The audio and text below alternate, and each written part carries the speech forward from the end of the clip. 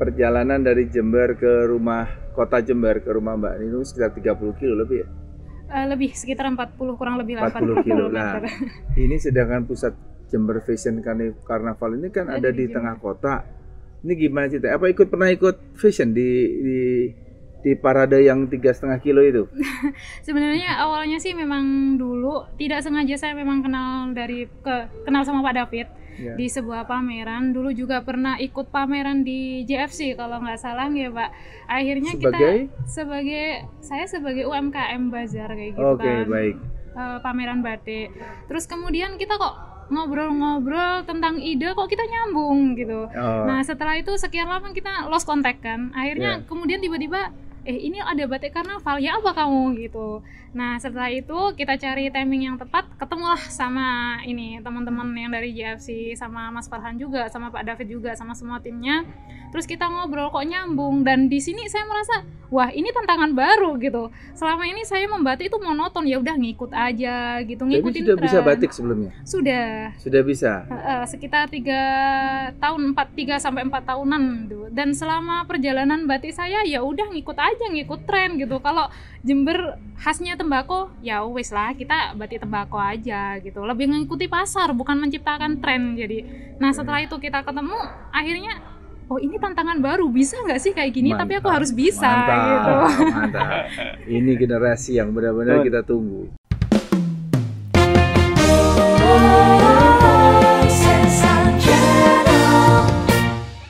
Halo sahabat, saya Febrian Kahar. Selamat datang di Sersan Channel. Saat ini saya sedang bersama 3 pencetus batik karnaval. Siapakah mereka? Langsung saja kita sapa dan berkenalan.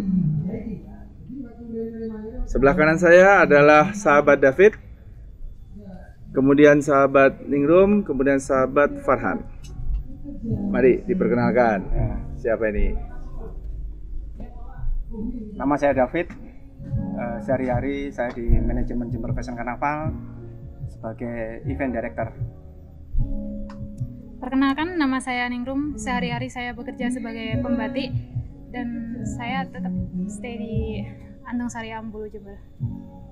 Perkenalkan, nama saya Farhan Aditya. Asal saya dari Situbondo. Saya sebagai freelancer, tapi saat ini saya berkecimpung di batik karnaval.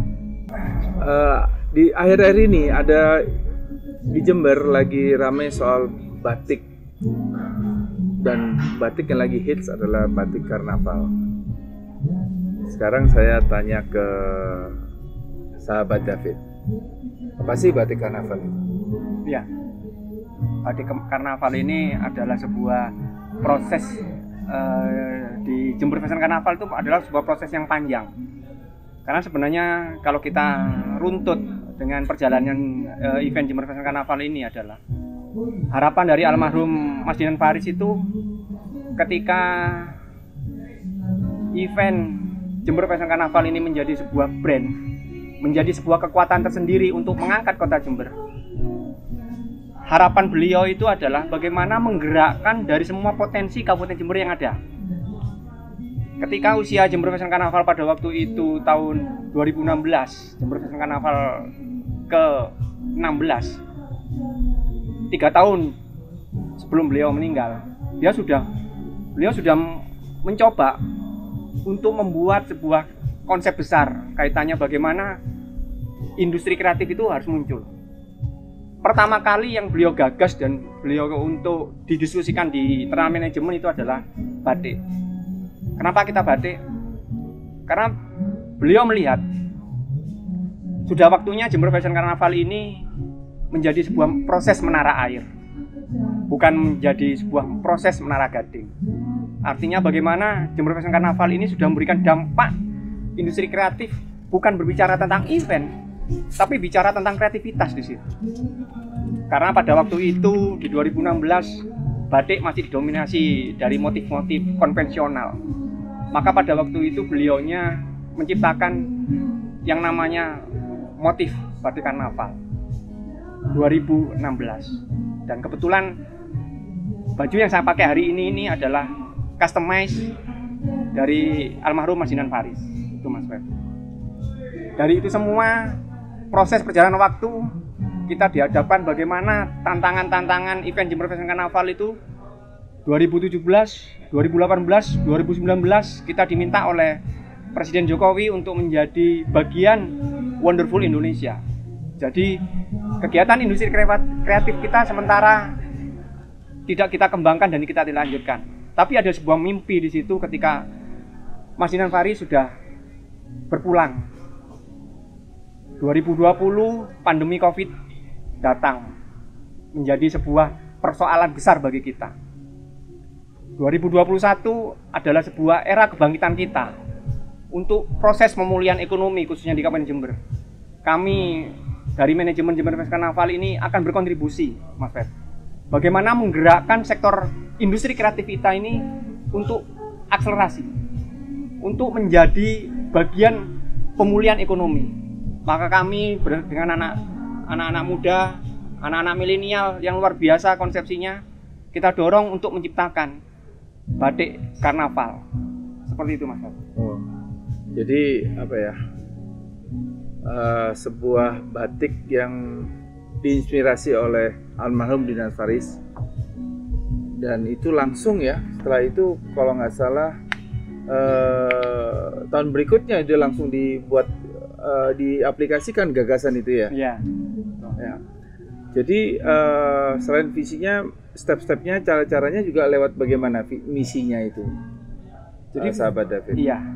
Visi misi dari industri kreatif khususnya di batik karnaval ini selalu mengacu kepada visi misi yang ada di Jember Fashion Carnaval.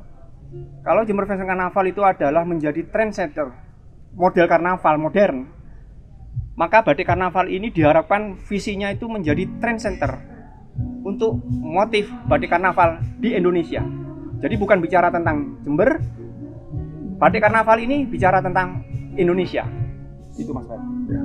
Sambil kita lanjutin ngobrol, minuman datang. Terima kasih. Wah, luar biasa ya. Dari Cafe Tebing ini. Ya, ini apa namanya? Sejenis gula aren. Oh. Ya. Minuman khas dari Cafe Tebing. Terima kasih. Luar biasa. Ya.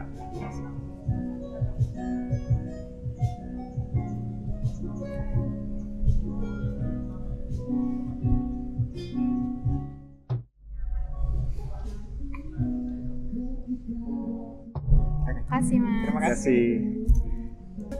Jadi sudah 4 tahun. 4 tahun itu prosesnya. Iya. Kalau kita launchingnya ya hari ini nih. Wih, Eda, selamat. Terima kasih. Jadi 4 tahun itu adalah proses perjalanan panjang untuk menemukan adik-adik milenial ini. Itu adalah sebuah proses yang menurut saya Mas Feb itu butuh perjuangan yang berat. Kenapa? Kita harus memadukan konsep antara ide dari gagasan almarhum Mas Dinan Faris untuk diterjemahkan dengan adik-adik milenial ini. Kenapa saya katakan demikian? Karena trendsetter batik karnaval ini sebenarnya bagaimana kita menciptakan sebuah tren motif karnaval modern. Seperti layaknya kalau Jember Fashion Carnaval itu mengadakan kegiatan event setiap tahunnya. Sehingga harapannya adalah anak-anak muda ini, generasi masa depan ini memang menyiapkan industri kreatif Jember itu untuk masa depan. Ya. Seperti itu Mas. Mas Arfan, tadi kan sudah disebutkan bagaimana menyiapkan. Ini gimana ceritanya Mas Arfan sama Mbak Ning Domi? Sahabat-sahabat ini bertemu, kemudian gimana ceritanya sih? Oke, awalnya tuh saya dapat semacam announcement, pengumuman apa? Dapat brosur dari 19 Days of Challenge. 19 Days of Challenge itu apa, media untuk generasi milenial untuk bersinergi itu. Jadi di sana tuh dilatih dari leadership skill, communication skill, serta leadership, komunikasi serta networking ya. Yeah. Dari situ kita ditempa selama 4 bulan. Jadi akhirnya awalnya tuh kita membuat bisnis startup gitu, diajarin oleh Jember Fashion Carnival. Yeah. Oh, jadi orang-orang yang tidak tahu Jember Fashion Carnival tidak hanya sebuah parade. Di situ diajarkan mulai dari bagaimana kita berpenampilan, menampilkan sesuatu, Betul. dan menjadikan penampilan sesuatu itu menjadi bisnis. Betul. Ataupun orang-orang yang menyiapkan Betul. untuk bisa menjadi bisnis. Itu luar biasa Jember Fashion Carnival. Lanjut Setelah Mas, itu, lanjut. ya. Ayo. Setelah beberapa bulan kemudian, akhirnya saya bertemu dengan Pak David. Nah, Ya. gitu. Jadi akhirnya kita kayak dibikin sebuah company, akhirnya terbentuklah Batik Carnaval itu sendiri. Gitu. Ya. Nah, setelah itu akhirnya kita kayak memulai trial error gitu. Kita kan awalnya kita ingin berkolaborasi dengan UMKM gitu kan. Jadi Ya. kita kayak mencari mana sih UMKM yang pas gitu ya, atau pelaku batik yang benar-benar pas, yang bisa menerjemahkan apa sih itu batik karnaval gitu. Jadi kita melakukan beberapa proses, akhirnya ketemulah dengan Mbak Ningrum ini. Oh ya. Ya, sahabat Ningrum, gimana ceritanya nih? Kok bisa bertemu? Kan memang kalau nggak salah ya, perjalanan dari Jember ke rumah kota Jember ke rumah Mbak Ningrum sekitar 30 kilo lebih ya? Lebih, sekitar 40, kurang lebih 40 kilo. Nah, kilometer. ini sedangkan pusat Jember Fashion Carnival ini kan ada di tengah kota. Ini gimana cerita? Apa pernah ikut fashion di parade yang 3,5 kilo itu? Sebenarnya awalnya sih memang dulu tidak sengaja saya memang kenal sama Pak David Ya. di sebuah pameran. Dulu juga pernah ikut pameran di JFC kalau nggak salah ya Pak. Akhirnya saya sebagai UMKM Bazar kayak gitu Oke, kan. baik. Pameran batik. Terus kemudian kita kok ngobrol-ngobrol tentang ide, kok kita nyambung gitu. Oh. Nah setelah itu sekian lama kita lost contact kan. Akhirnya kemudian tiba-tiba ini ada batik karnaval, ya apa kamu gitu. Nah setelah itu kita cari timing yang tepat, ketemulah sama ini teman-teman yang dari JFC, sama Mas Farhan juga, sama Pak David juga, sama semua timnya. Terus kita ngobrol kok nyambung, dan di sini saya merasa wah ini tantangan baru gitu. Selama ini saya membatik itu monoton, ya udah ngikut aja gitu, ngikutin Tapi sudah tren. bisa batik sebelumnya? Sudah bisa. Sekitar 3 sampai 4 tahunan gitu. Dan selama perjalanan batik saya ya udah ngikut tren gitu. Kalau Jember khasnya tembakau, ya wes lah kita batik tembakau aja gitu. Lebih mengikuti pasar, bukan menciptakan tren. Jadi, nah setelah itu kita ketemu, akhirnya oh ini tantangan baru, bisa nggak sih kayak gini? Mantap. Tapi aku harus bisa gitu. Mantap. Ini generasi yang benar-benar kita tunggu. Sesuatu ya, seseorang yang pantang menyerah, melihat suatu yang baru sebagai challenge, bukan sebagai pesaing. Itu. Jadi kemudian ciri khasnya apa ya? Kira-kira kalau ciri khasnya. Ini batiknya dari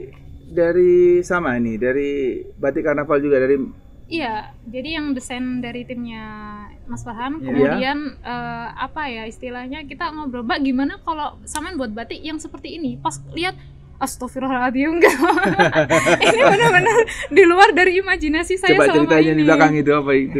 Ini kan singa lion ya. Iya. Jadi awalnya bayangannya Mbak, jadi nanti kalau batik karnival tuh ini gitu kan. Terus habis itu bayangan saya tuh alah paling ya seperti itu gitu. Seperti saya batik pada umumnya, pas diketahui Mbak desainnya kayak gini, bisa nggak ya gitu. Jadi benar-benar kejutan baru buat saya, tantangan baru, dan akhirnya seperti inilah batik lion kayak gini. Jadi kita nggak spesifik kalau tembakau ya udah bentuknya seperti itu, nggak. Jadi kalau lion kayak gini mungkin sekilas itu apa sih gitu. Jadi ada detailnya, benar-benar ekornya. Kalau ini benar-benar ada bulunya, tidak menjelaskan bahwa ini real singa gitu. Tapi dari setiap detail-detail batiknya itu menjelaskan bahwa ini sebenarnya semua bagian dari singa, dari lion, seperti itu. Oh, sih. Itu salah satu tema dari JFC juga ya kayaknya. Benar, Ya? salah satu ya. Untuk tahun ini, Mas. Untuk tahun ini. Oh, tahun ini malah Tahun ini ya. tema. Jadi Weh. kita kebetulan sekali di event pada sore hari ini luar biasa. Terima kasih Mas Feb. Karena ini adalah pre-event, persiapan kita untuk memang melaunching industri kreatif kita.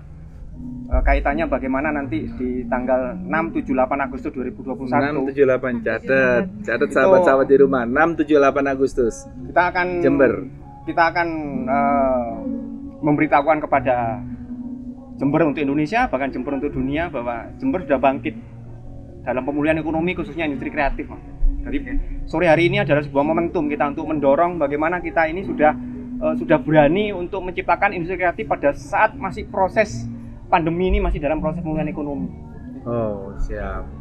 Jadi selain itu keunggulan daripada batik karnaval yang buatannya Mbak Ninum ini apa? Dari detail desainnya, kemudian dari pewarnaannya, kemudian dari spesifiknya, itu benar-benar batik karnaval ini beda dari batik-batik yang lainnya. Ya, kita lihat dari itunya. Kombinasi aksesoris juga ikut. Nanti kalau ada yang pesan termasuk aksesorisnya juga? Bisa. Jadi kolaborasi jadi seperti kita itu. kan. Kita lihat di belakang. Ini juga aksesorisnya juga sama. Ini Ya. semua dari ide dari Jember Fashion Carnaval dalam membentuk UKM kreatif sektor, membandingkan sektor ekonomi di sekitarnya untuk bangkit bersama Jember Fashion Carnaval gitu. Terus segmentasinya kemana nanti kira-kira kalau mau jual? Ini kan mulai dari ini kan asik gitu ya, kalau dilihat, kita lihat asik gitu ya untuk anak muda itu, untuk sektor segmen the have atau itu segmennya yang rencananya Mbak sahabat Ningrum seperti apa? Karena saya berkolaborasi dengan JFC kan, jadi kalau memang mau batik karnival ini benar-benar kalian harus berhubungan sama JFC juga gitu. Oke. Nanti menjualnya ke orang mana aja kira-kira? Kalau menjualnya kita lebih ke, sebenarnya tujuan awal kita ke milenial, bagaimana anak muda sekarang tuh benar-benar I love batik gitu lah. Yeah. Gak malu pakai batik, tidak melulu batik itu kita harus pakai acara resmi gitu kan. Jadi sebenarnya semua segmen, tapi kita mengutamakan milenial, karena milenial sekarang itu kan lebih asik hangout atau acara apapun. Kita lebih menerapkan I love batik to anything, untuk semua kegiatan kita harus pakai batik gitu. Bukan harus ya, tapi benar-benar ini batik adalah budaya kita gitu. Ya, semua kain juga bisa diolah. Jadi mulai sutra, katun atau bisa sih dari kain katun primis atau dari semi sutra atau sutra, itu bisa diolah menjadi batik yang bagus. Oke. Ya, tambahan. Ya, jadi kenapa harus segmen itu ke milenial? Karena anak-anak milenial itu pemilik masa depan, Mas Mem. Siap. Kalau kita kan kolonial, Mas Mem. Jadi bagaimana kita ini membangun paradigma dan peradaban industri kreatif ini memang menyiapkan anak-anak muda sekarang. Karena nanti 5-10 tahun akan datang, mereka lah yang akan menjadi pemimpin dan leader di industri kreatif di Jember, Mas. Itu kenapa saya memang mengkhususkan 90 Day Challenge itu pada usia-usia yang di bawah 25 tahun. Karena harapannya nanti di usia produktif mereka sudah punya kemampuan yang struggle for life lah. Punya kemampuan untuk bertahan dengan era-era yang perubahannya itu sangat cepat dan dinamis, Mas. Siap. Kedepannya, rencana kedepannya, sahabat Ningrum sama Farhan. Ini tim yang muda yang harus tanya ini. Ini kan pada saat tadi sudah ceritain, disiapin pada usia ini, nanti pada saat usia yang sudah matang, sudah benar-benar settle. Sekarang dalam berapa lama sudah batik karnaval tadi? Sudah dimulai dari bulan Desember. Jadi sudah berjalan 4 bulan. 4 bulan. Ya. Trial. Tapi pekerjanya sudah 3 ya sekarang ya? Iya, sudah 3. Tuh, sudah 3. Sudah bisa bayangkan ini apa yang bisa dilakukan. Terus kedepannya gimana? Plan kedepannya kita sih tetap ingin berkolaborasi. Jadi kita benar-benar mendapatkan sesuatu yang lebih besar dari sebelum-sebelumnya gitu, pasti banget. Contohnya sih yang pernah saya dengar itu ada batik Bali itu akan berkolaborasi sama brand luar negeri Dior. Jadi mungkin kita amin, jadi siapa tahu mungkin kita berkolaborasi yang lebih besar lagi jadi gitu. Jadi kita juga bener kata Mbak Ningrum, kita melepaskan stereotip kayak misalkan anak muda kok pakai batik sih gitu. Jadi kayak bener-bener kita ini loh batik. Jadi kita bener-bener bikin seperti outfit gitu. Outfit yang ready to wear. Jadi anak-anak muda nanti tinggal pakai, jadi langsung tinggal hand out aja gitu. Jadi lebih ke apa sih namanya? Lebih mengikuti tren, bukan gitu sih. Menciptakan tren gitu. Jadi anak-anak muda itu langsung gak malu gitu. Pakai batik. Jadi sekali lagi, batik karnaval ini adalah uniknya adalah dia menciptakan sebuah batik yang berdasarkan tema daripada Jember Fashion Carnaval yang sudah tahun ini tahun ke untuk eventnya sudah ke 19 tahun. 19 tahun. Jadi setiap tahun pasti beda dan bersamaan dengan, jadi kalau mau cari souvenir Souvenir Jember Fashion Carnaval tidak hanya kaos, juga Ada batik. batik dong. Oke. Ya, dari tadi kita sayup-sayup dengar musik kan ya? Ya, Tuh. Ya, saya akan hubungan langsung sama salah satu dari grup Moza. wah, luar biasa. Selamat sore Mas Dovir, Mas Fajar, Mas Roni Mas dan Mas Rizky, Rizky. Mas Dovi. Selamat sore Pak Febri. Selamat sore. Selamat sore Salam semuanya. sehat. Salam sehat. Ya, Sehat. jadi ini kita dari tadi dengar sebuah lagu, selentingan lagu. Mau nyanyi lagu apa nih kayaknya yang berhubungan sama batik karnaval nih? Iya. Jadi Kita sudah dengar kan tadi ceritanya bagaimana batik karnaval ini berjuang untuk ini. betul. Untuk menjadi sebuah batik yang khas trendsetter Jember. Iya. Justru kami terinspirasi tadi sebenarnya dari cerita Mbak siapa tadi namanya Mbak, sahabat Ningrum. Mbak Ningrum bahwasannya itu mengingatkan kami terhadap posisi kami sendiri Pak. Jadi justru mimpi atau yang kita sebut harapan atau mungkin bahkan cinta akan tetap hadir bagi kita yang yakin dan percaya meski sering dikecewakan selama kita tetap terus berjuang untuk meraih mimpi dan harapan itu. Nah lagu cuplikan ini ada di lagu punya Tika Bisono, judulnya Pagi. Oh, Pagi. Kita Iya. cover ya Pagi ya. Kita cover lagu ini menjadi kita mainkan lagu ini sebagai ilustrasi dari perjuangan daripada batik karnaval. Betul. Betul sekali. Oke. Di sebentar Pak Feb, kita coba untuk lebih dekat dengan ngulik lagu ini. Jadi nggak cuma ngulik musiknya, tapi yang bikin kita terkesima juga bahwasanya pengkompos lagu ini sedikit pun tidak menyuarakan luapan Luapan apa? kayak mengeluh. Ya. Justru dia banyak harapannya tuh digambarkan dengan pagi yang cerah, burung-burung yang bernyanyi, seolah-olah memang semesta mengirim burung ini buat dia, bahwasanya ayo kamu yakin kita akan nemenin kamu gitu. Siap. Luar biasa ini lagunya ini. Oke, luar biasa. Kita dengerin lagu ini ya. Baik. Oke. Baik. Selamat. Silakan Mas.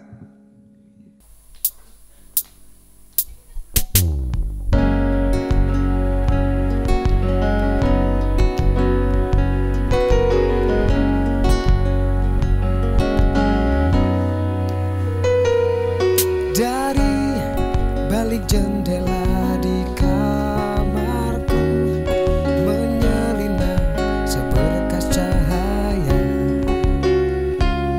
hingga ku terjaga segera dari tidurku dan mimpi yang mesra. Ketika daku membuka jendela, sinar mentari menyambut pagi. Burung-burung pun memberikan salam dalam kesejukan dan indahnya pagi. Seandainya suasana pagi ini kan sepanjang hari, betapa bahagia.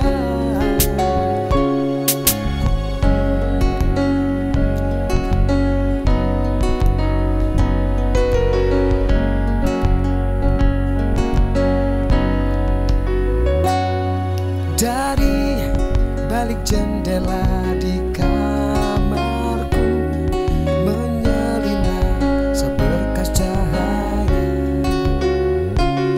hingga ku terjaga segera dari tidurku dan mimpi yang mesra. Ketika daku membuka jendela, sinar mentari menyambut pagi. Burung-burung pun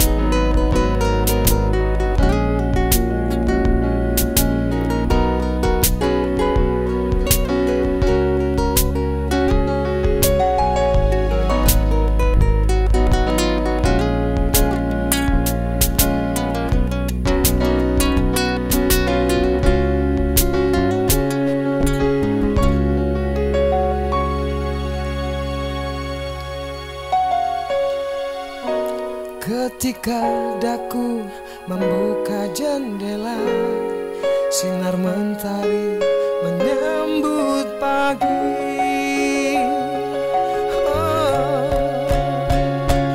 Burung-burung pun memberikan salam dalam kesejukan dan indahnya pagi. Seandainya suasana pagi ini kan sepanjang hari, betapa bahagia. Burung-burung pun memberikan salam dalam kesejukan dan indahnya pagi. Seandainya suasana pagi ini kan sepanjang hari, betapa bahagia.